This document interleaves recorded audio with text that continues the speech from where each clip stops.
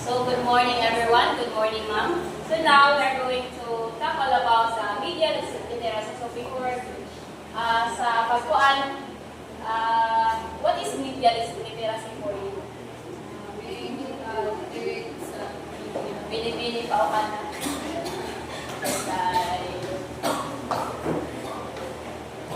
So when I think media literacy refers to an individual who knows mga kasikot-sikot tungkol sa media or in short na ito maikalangan yung club sa mga social media platform kung saan siya kagamit na para siya overall lang siya mga use sa media. Okay, thank you. So, our objective for today, guys, at the end of the discussion, students will be able to understand the meaning of media literacy, demonstrate knowledge about different social media websites, create your own page on the social media platforms, which is on Facebook, provide insights, disadvantages, and advantages about social media websites. So, what is media literacy? Kindly read Bini-Bini Alex through.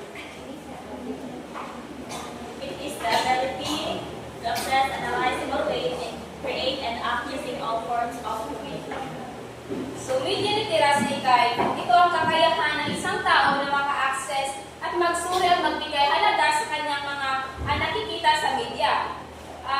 Sa pamamagitan nito ay sa pamamagitan nito, mas nagiging handa tayong intindihin at suriin ang mensahe na ating natatanggap at ibinibahagi. So, sa pag-access ng informasyon, ang media literacy ay tumutulong sa atin malaman kung saan at paano makukuha ang tamang informasyon. So, sa pamamagitan din ng media literacy, natututo rin tayo magsuri ng nilalaman sa pamamagitan ng ating natututo kung totoo ba ang ating mga nakalap na informasyon, ang ating nakikita na sa media. At natututo rin tayo hindi lang tumanggap ng informasyon, natututo rin tayo lumikha ng nilalaman tulad ng pagsulat ng vlog, paggawa ng mga video. So, sa kabuuan, ang media literacy ay nagbibigay sa atin ng kakayahang kritikal at responsabling nagagamit ng pagbigha ng informasyon. So, ang media literacy ay tumutukoy sa kung paano natin tinatanggap ang ating mga nakikita sa social media, kung paano natin iniintindi sa tamang paraan, kung paano tayo nagbibigay una sa ating mga nakitang post, yung So, media literacy kay na ay mga concepts which is 8 kabuo.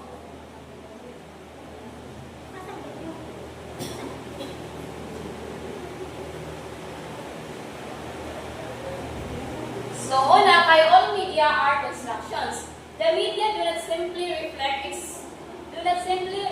external reality, rather they present carefully crafted construction that reflect many decisions and that results of many determining factors. So, ang lahat ng ating mga nalikha sa media, ang ating mga pinopost natin, hindi lang basta-basta ito hindi lang tayo basta-basta nag-post sa social media.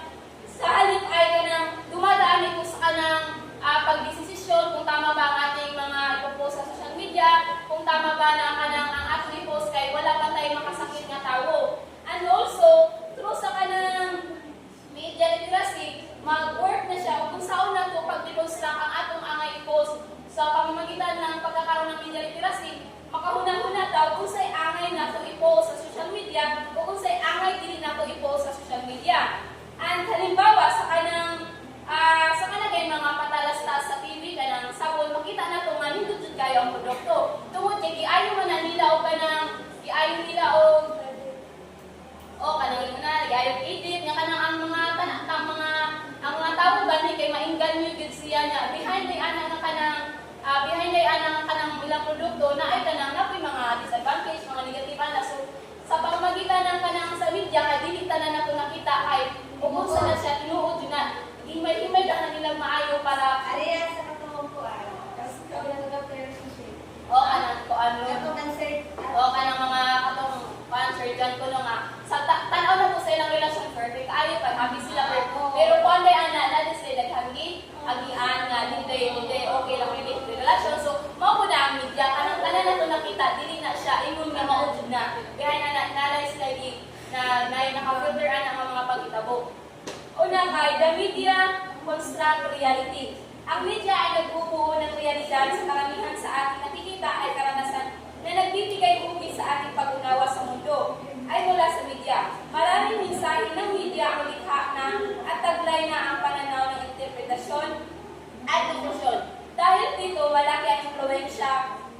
media sa kung paano natin nakikita at nauunawaan ang realidad. So sa media, kanang ibang post nila, lahi-lahi tao ka ng interpretation ana. Kaya sa uban mo, na interpretation sa uban lahi ko ng ila. So sa media, kanang makakonstruct na siya reality. For example, na ibalita nga ang kanang lugar kay daghang kay krimen nga nakita po. So para sa tao nga kanang wala pa kaadto para sa iya kay mahadlok na siya adto tungod kay sa iyang nakita sa social media, mahadlokan siya. So mahadlok na siya adto. So sa kanang social media, natay makita nga kung sa makita butuod ay ta kay tanaw man nato mo na siya tinuod, reality na siya, but ang kuan yay dili kay na siya kuan kanang dili na siya ang kamatuoran nagbase lang ta sa unsay atong buot pasabutan ang atong nakita sa unsay gihatag ana nga social media nga information mao na lang atong tuuhan. So asa kanang media literate dili lang ta basta-basta mohatag og kanang interpretasyon, dili lang ta kay basta-basta motuo sa kanang nga impormasyon,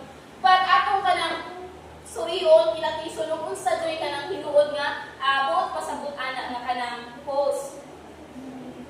Number 3 kay audiences negotiate meaning in media. Ang manunood ay nagbibigay ng kanyang-kanyang kahulugan sa media. Bagamat ang media ang naglalaman ng mga impormasyong ginagamit natin upang bumuo ng ating pananaw sa realidad.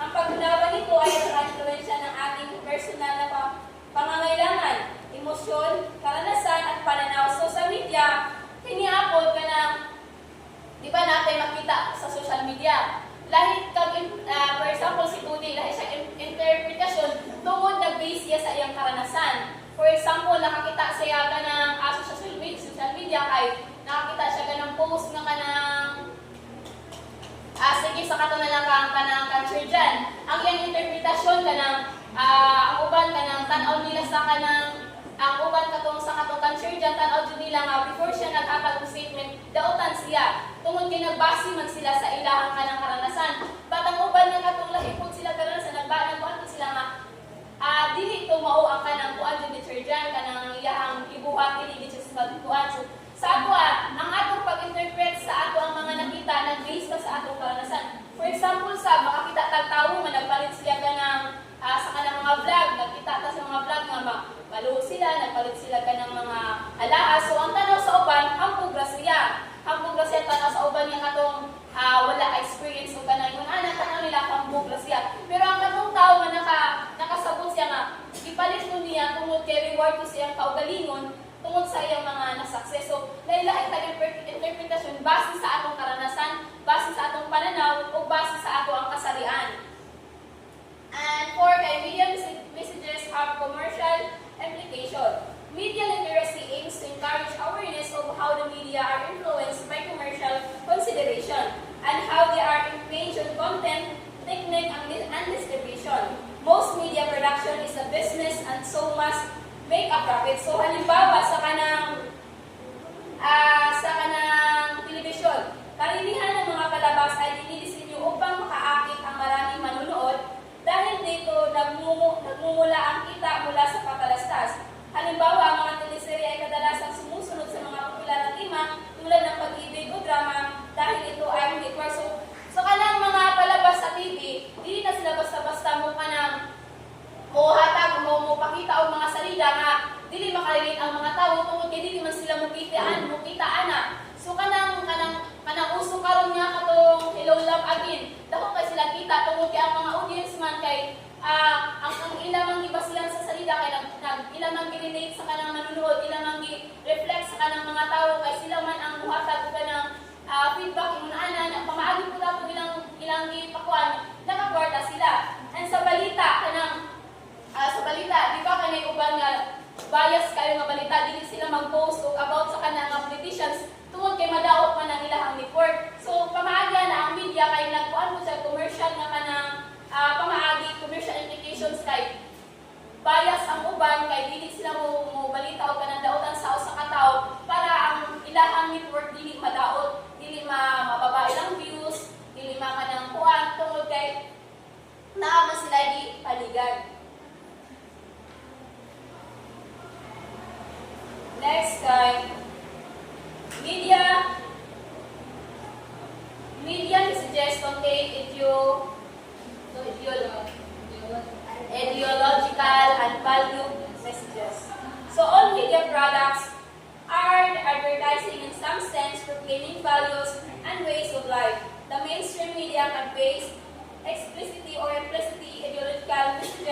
about such issues as the nature of a good life and the virtue of consumers. So halimbawa sa sa pelikula ng sa pelikula gani nga nagpakita og kanang labis na pagmamahal sa bayan ang patriotism. So tulad ng mga action films kung saan ang bida ay nagdidigta sa bansa laban sa mga naghaan, pinapalakas nito ang mensahe na ang pagiging makabayan ay ang pinakamataas na kabutihan. So diri asad ang media messages kung nag-contain siya o kanang mga pananaw, mga value nga messages kay pinaagi ana nga kanang salida, for example kanang mga salida nga kanang sa kanang about sa pagmamahal sa bayan. So isalida na nila sa kanang pulang araw. So di ba kay naanas siya kanang kahulugan na nagpapakita kung paano ang kanang kung paano lumaban ang kung paano lumaban ang mga Pilipino noon sa mga Hapon. Ito ay nagpapakita nagpapakita ng pagmamahal sa bayan, pagmamahal sa kanang kung paano natin ipaglaban ang ating bayan. Next, media messages contain social and political implication. The media have great influence in political and informing social change. Ang mensahe sa media ay malalim na epekto sa lipunan at politika. Malaki ang impluwensya ng media sa politika at sa paghubog ng pagbabago sa lipunan. Halimbawa, ang telebisyon ay makakayahang makaapekto sa pagpili ng leader ng bansa batay sa kanilang imahe. Batay sa kanilang imahe, ang media ay nagiging daan upang maging mula tayo sa mga isyu tulad ng karapatang pantao kung sa pagkaso. Ang media ay nag-contain po siya o ng mga social and political implication which is sa social media, di ba, daghan na kay issue ron sa politics. So pinaagi atong sa katong Senate hearing President Rodrigo Duterte, which is makuha na to siya nga makita na to unsa siya ka unsa niya pag-stand ang iyahang ang iyang kaugalingon nga ang ibuhat niya para lang dun sa kayuhan sa tanan. So pinaagi sa media maghatag na sa ato o kanang pananaw gani nga maghatag na sa ato pananaw ug unsa na ang tawo unsay kanang purpose jud ana nga tawo nganong magpadagan siya sa politics. Makahatag na nato siya og kanang idea ang ay ba na nato siyang butuhan, ang ay ba nato ihatag iyang buto ug dili pa jud siya bias nga as a leader. Next, form and content are closely related in media messages. Each medium has its own grammar and codifies reality in its own particular way. Different media will report the same event but create different impressions and messages. So, saan yun ang nilalaman ng mensahe sa media ay magkaugnay ayon kay Marshall McLuhan. Ang bawat uri ng media ay may sariling grammar o paraan sa pagpapahayag ng nalarawan ng realidad sa partikular nitong estilo. Halimbawa, maaari ulit ng iba't ibang uri ng media ang isang pangyayari ngunit magkaiba ang magiging dating o impresyon sa tagapakinig dahil sa paraan ng pagpapakita at paglalahad ng impormasyon. So, ang bawat media na adun sila ilahi o way o saan nila paghatag ang impormasyon sa mambabasa. Like for example, same ra sila content nga kanang ibalita, same ra sila content nga gusto ipahatid. Pero pag abot sa kanan sa tagsa nila inform nila, laylay ang way nila nga paglahad sa kanang nga content, sa kanang information, dahil ang ilang pamamaraan sa kanang sa paglalahad at pagpapakita ng information tungod kay naman sila lahi nga estilo. Next, each medium has a unique aesthetic form. Just as we notice the pleasing meanings of certain voices of poetry, so we all to be able to enjoy the pleasing forms and effects of different media. So, ang kada lahi-lahi ng social media website, na dyan na sila lahi-lahi nga na sila kanang unique nga kanang features galing nga kanang maka-enjoy sa tao o maka-enjoy sa kanang users kung saan paggamit. So tungod na lang ang mga lahi-lahi nga kanang lahi nila nga kanang style, lahi nila nga features, maghatag na sa ato o kanang enjoyment sa paggamit.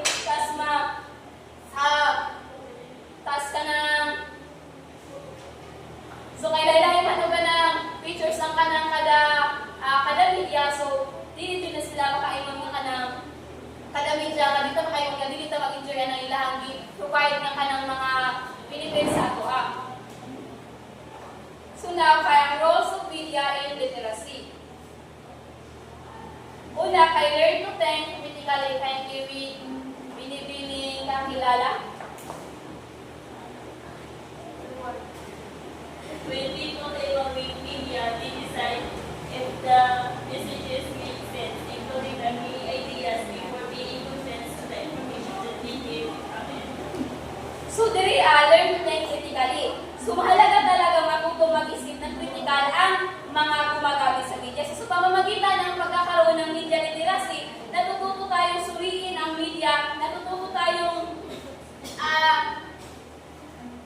tingnan kung katwiran ba ang kanang ipinapakita ng media, at tinitingnan nila kung makatwiran ang mga mensahe kabilang ang mga pangunahing ideya bago sila maniwala sa impormasyon ng kanilang matatanggap. Sa ganitong paraan, naiiwasan ang madaling paniniwala sa maling impormasyon. So, kapag ang tao ay media literate, kanang dili na siya basta-basta mutuo sa kanang mga information nga iyang nakita. Instead, iya dyan na siyang, iya sa muna-hunaon kapila, iya sa kanang balik-balikon o kanang basa, o sa ba dyan ang kanang tinuod nga buot pasabot, ani dili lang siya kay basta-basta muhatag og information, basta-basta muhatag og kanang comment, opinion, or kuna sa kanang nga iyang nakita sa social media. If kanang media literate ang kanang tao, makakuha siya nga mag-think siya critically kay ang dili ka makahunang-huna critically, mo result mo na siya sa dili maayo nga kanang resulta. Daghang maapektuhan nga tao tungod sa imong gihatag nga kanang kuna nga dili man diay siya sakto. And second, it becomes a smart consumer of products and information. Media literacy helps individuals learn how to determine whether something is credible, especially the advertising before they can be persuaded with the product sale. So sa ganitong paraan, ang media literacy ay tumutulong sa mga tao na matutong suriin kung ang isang bagay ay mapagkatiwalaan, lalo na sa pagdating sa pangangakalastas, bago sila ma-influensyahan na bilhin ang isang produkto. Sa kiniapod, o kanang ang tao gani kay na media literacy, dili na siya basta-basta mutuo sa kanang mga palabas, patalastas nga kanang mga produkto nga ang nag-endorse kay puti na daan nga tungod kay ganahan man sa magwapa, may art ng kamagwapa, totoo dayon ka kanang alahindot ni siya kay awang anniversary kay gwapa. So pag-abot na sa imuha, wala na effect, nadaot mo ng imong panit, nadaot mo ng imong murag katong beautiful. Sawa sa beautiful nga nagtuod jud may nga kanang nangitawag ka ng makapagwapa dun so kay mga uto-uto mga ilapos na koping na niyang maupisa na pertinang sakita niya nangasamad-samad na munang sutong pamaagi ato dili media literacy kay nagpataka min galit basta kay tanaw na mo kay okay sa katong nag-endorse nagtusa mig okay sa amo. So pamaagi ana dapat maging kwanta, maging smart sa consumer sa atong mga nakita nga produkto online kay tanan natong nakita dili na tanan produkto dili na siya kanang aswang sa tuan natay tagsa nga kanang unsay hiyag sa tuwa so dili ta basta tuan o depende sa mong skin type.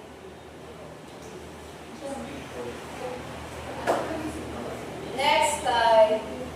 Recognize point of view. Identifying an author's perspective helps individuals appreciate ideas in the context of what they already know. Kilalanin ang punto natin kasi ang pagtukoy sa pananaw ng mga may akda ay tumutulong sa mga tao na maunawaan at mapahalagahan ng ideya batay sa kanilang sariling kaalaman at karanasan. Sa ganitong paraan, mas maunawaan ang layunin at konsepto ng mensahe. So kapag ang tao ay media literate, dili lang na siya basta muhatag literal na pagsabot anak nga po. So if ka nang media literate ka, imo jud siyang huna-hunaon kung sa ka nang pasabot ka nang gikan jud sa imong alaman nga kanang ug sa ikot pasabot anak nga author ug sa day naka-importante ang iyang gihatag nga impormasyon sa atoa. So dapat anong imong kilati sulusa ug unsay ulud anang kanang mensahe, unsay angay paabot sa anak sa atoa, unsay layunin anak, unsay kalagahan anak sa atoa. So dapat dili ta ka nang basta-basta lang bukuan. If you are kanang media literate, kanang ang imong pagsabot kay beyond pa ana nga kanang ihatag nga information, dili lang ka kay literal nga